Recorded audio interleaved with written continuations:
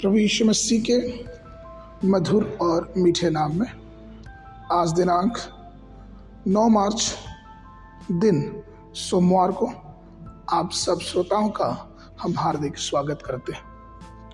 आज के दिन के लिए जो वचन है वो लिया गया है इफिसियों की पत्री उसका 5 अध्याय 25 पद। हे पतियों, अपनी अपनी पत्नी से प्रेम रखो, जैसा मसीह ने भी कलीसिया से प्रेम करके अपने आप को उसके लिए दे दिया। प्रियो, आज का विषय है परिवार में प्रेम।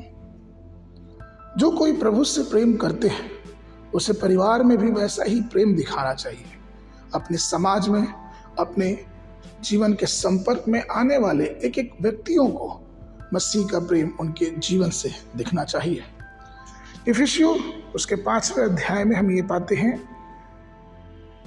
22 और 25 पद। ये कहता है, हे पत्नियों, अपने पति से ऐसे अधीन रहो जैसे प्रभु के, और हे पतियों, अपनी अपनी पत्नी से प्रेम रखो, जैसा मसीह ने भी कलीसिया से प्रेम करके अपने आप को उसके लिए दे दिया।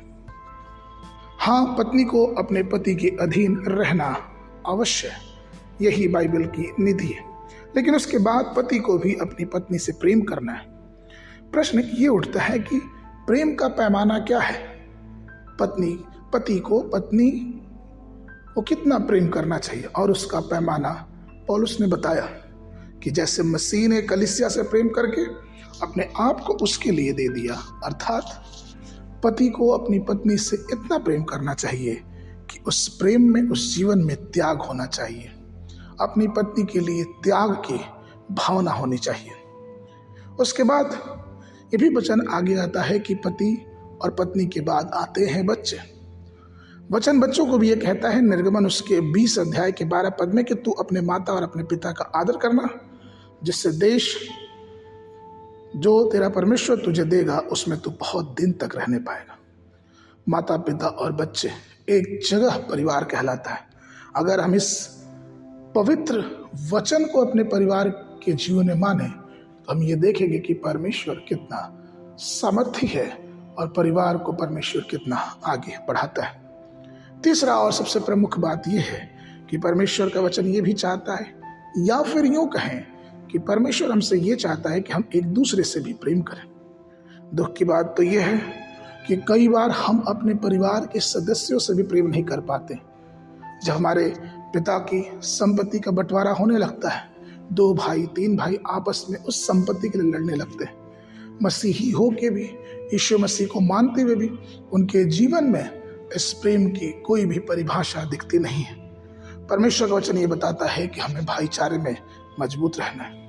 हमें परमेश्वर के वचन को प्रथम स्थान देना है और अपने घर में परमेश्वर की महिमा का स्थान बनाना है। पहला यूहन्ना उसका 2 अध्याय 10 और 11 पद यह कहता है कि जो कोई अपने भाई से प्रेम कर सकता है वह ज्योति में रहता है और ठोकर नहीं खा सकता, पर जो कोई अपने भाई से बैर रखता है वह अंधकार में है और अंधकार में चलता है और नहीं जानता कि कहाँ जाता है, क्योंकि अंधकार ने उसकी आंखें अंधी कर दी है।